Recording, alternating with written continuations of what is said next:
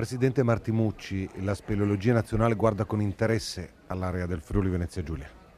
Sì, il Friuli Venezia Giulia è sempre stato, è la patria, diciamo, da dove è nata quasi la speleologia non solo italiana ma anche quella addirittura mondiale. Abbiamo un paio di gruppi che sono fra i più antichi del mondo, tra l'altro.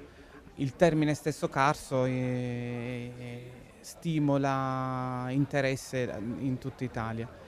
Da tutte le parti d'Italia spesso si prendono spunti su iniziative che hanno avuto come prima genitura proprio la regione, e quindi è una regione che è sempre molto importante per il patrimonio speleologico.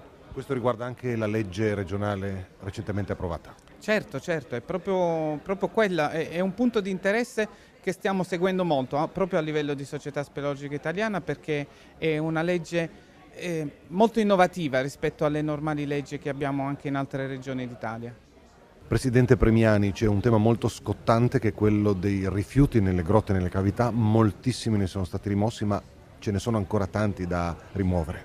Sì, è un problema che è ormai sul tavolo da tantissimi anni e noi stiamo provvedendo con le nostre forze a una rimozione, ma è una rimozione fatta da principianti, in sostanza non da enti i quali devono controllare effettivamente cosa è stato gettato nelle grotte, e questo è un problema che noi abbiamo sollevato insieme alla Regione, lo stiamo affrontando con i giusti criteri e c'è la speranza che questo lavoro che è stato iniziato venga portato avanti e che si possa finalmente visitare le grotte senza dover condividerle con le immondizie che sono presenti.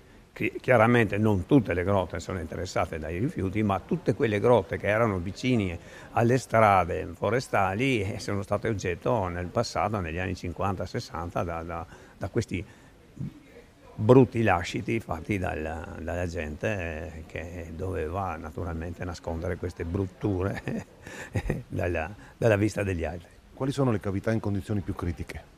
Ma le cavità più critiche sono tre, parliamo sempre della Venezia Giulia. Sono il Pozzo dei Colombi, dove sono stati buttati tutti quanti i residui dell'incendio della SIOT quando il Settembre Nero aveva fatto l'attentato. C'è una grotta vicino alla discarica di Trebicciano, e la quale sono stati messi dentro tutti i resti delle caldaie, le pulizie delle caldaie, quindi morchie oleose, e poi il Pozzo del Cristo, dove veramente venivano con le autobotti e buttavano dentro tutti i residui delle caldaie, delle navi, non so sinceramente cos'è. Era una grotta completamente riempita, che però tutto improvvisamente si è drenato verso il fondo ed è sparito, non sappiamo dove sia andato a finire.